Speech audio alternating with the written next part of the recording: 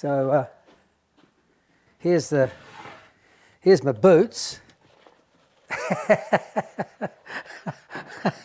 That's the boots we had in '76. They were just used. We used to play on the grass with those. Here's a ball from Montreal. There's a ball, leather ball, and here's the stick. This is one of the sticks we had, a vampire. Yeah, we got given 4 sticks, Dom, and first time I think we'd ever been given sticks. We'd always had to buy our sticks. So Hockey New Zealand gave us 4 sticks, and when we finished, I remember throwing one up into the stand. And I thought, this is ridiculous. Why am I throwing away a stick? So I kept one. That's it.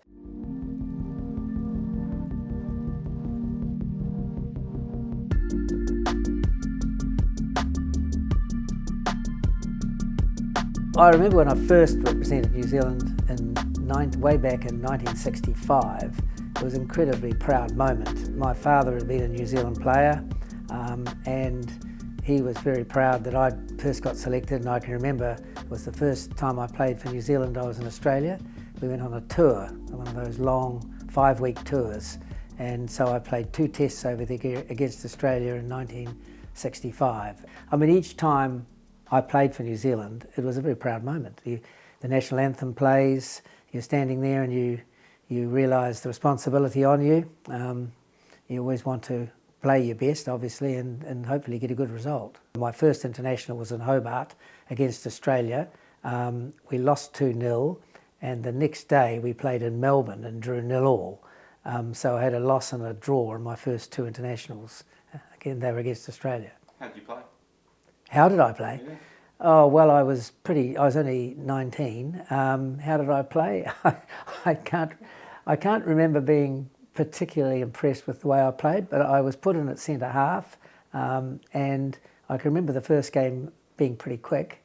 The second game actually was very wet and muddy in Melbourne, and that game was not particularly enjoyable, but the one in Hobart was a real test match, and we had a few chances, but Australia just were a bit better than us on that day.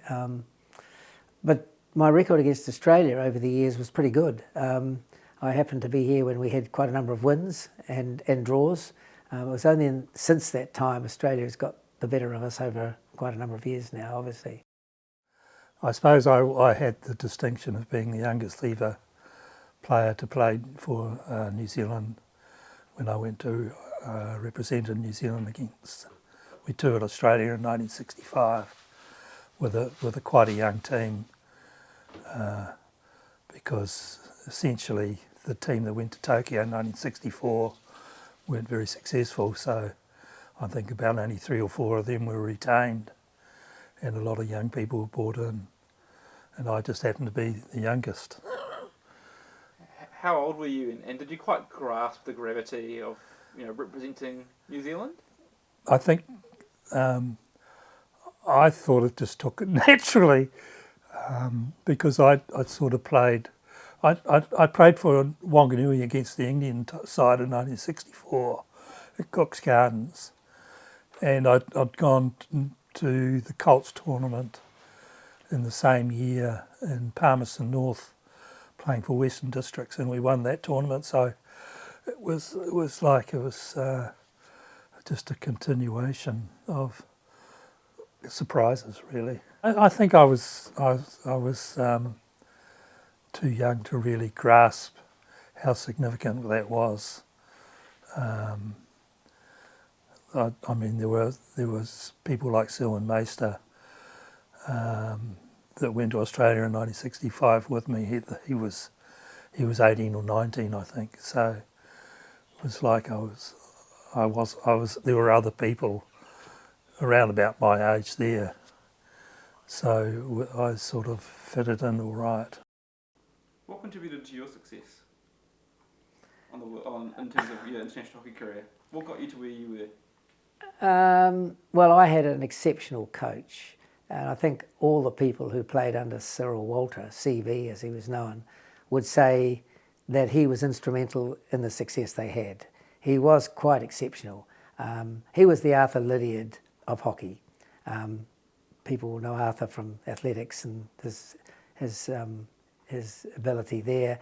Cyril Walter was the hockey equivalent, and he coached, if you look at the Montreal team, he coached 7 or 8 of those players here in Christchurch over many years. So for me, he would be hugely instrumental in what I achieved. Everyone talks about the hard work and the perseverance, which is essential. You've got to work really hard. It doesn't matter how talented you are, it's how hard you work, which is really important. We didn't have a great legacy in men's hockey when I came into the team. We'd done very poorly in Tokyo in '64. Prior to that, Rome 60 and Melbourne 56, they'd done okay, but nothing startling. But what propelled that 76 team, or the 68, 72, 76 succession, was a strong rival between Auckland and Canterbury. Both provinces had really strong teams, and that really provided the impetus, the quality that lifted so many, at the time, 16 players up to be able to go and compete in Montreal, and indeed beyond that for a year or two. The Olympics is such a huge event. I felt very much that was one of the better, because we'd played together for quite a while. Quite a lot of that team in 1976 had been to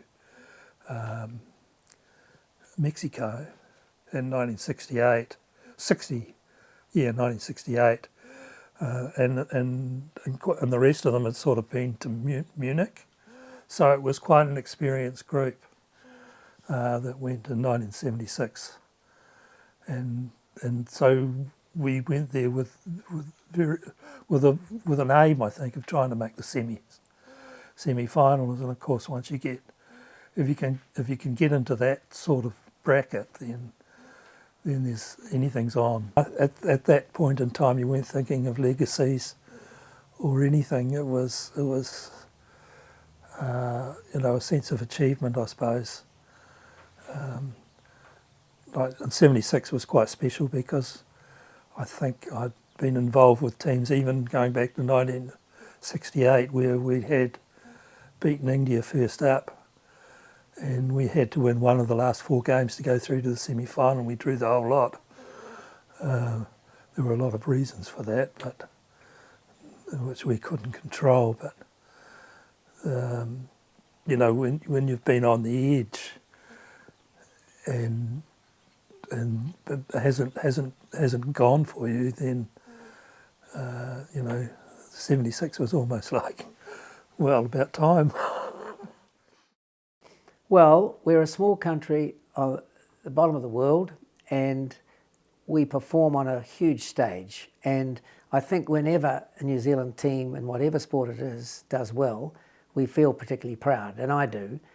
We're only 5 million people, but we've got a strong heritage, which I think drives a lot of ambition and things within the country. So I remember a series here against India, 4 test matches, Whangarei, Auckland, Palmerston North, Christchurch.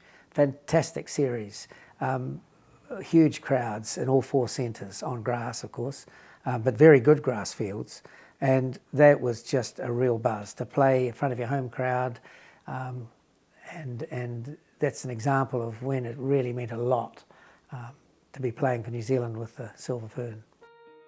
What does it mean to wear the fern on the world stage? Oh, it's hard to explain.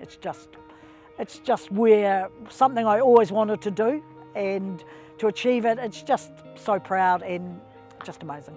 I think it symbolises a lot to a lot of people, and to think that I played at the top level and represented my country, I'll never ever forget that.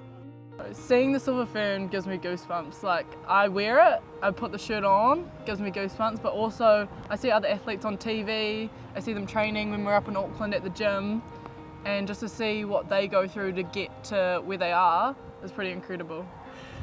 Yeah, I think the big thing is although we play different sports and it's basketball, netball, swimming, whatever it is, we're all in the same pool of being an athlete, and I think that's something that's really cool, is that everyone wears the fern, and to be able to wear the fern for not only hockey and not only sport itself and not only a woman in sport as well, but to wear a fern for your family, to wear a fern for the people that have helped you. And yeah, I think that's the cool thing about being able to put a fern on is to see how proud your family is, your friends are, those coaches that have helped you to get you where you are. Obviously means a lot. It's still so very surreal. I don't ask, how many times have you put it on, but putting it on, it's just like a really special feeling, singing the anthem, knowing you're representing everyone out there, the teammates that, were injured or not selected.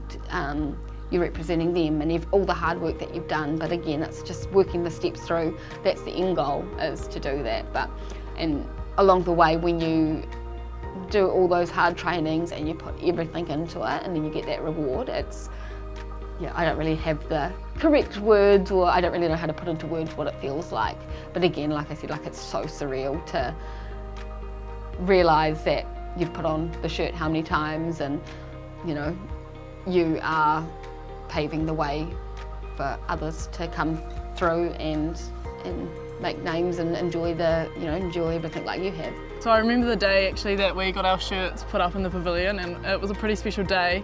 When we were younger, down here all the time, little turf rats, you'd see all the big names up on the wall and you'd be like, whoa, I want to be up there one day. And then to have your shirt put up there, every time I walk in there, I'm like, it kind of just still doesn't feel real that kids now look up to us the way that we did to people up there. It must have been quite special to wear that black shirt. To wear the black shirt.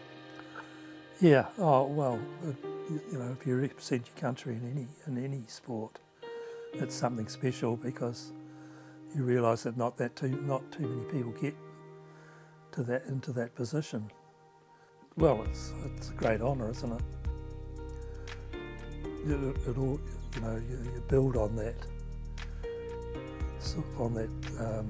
legacy, I suppose, of the firm and everyone that's gone before you. How would you sum up your experience playing for New Zealand?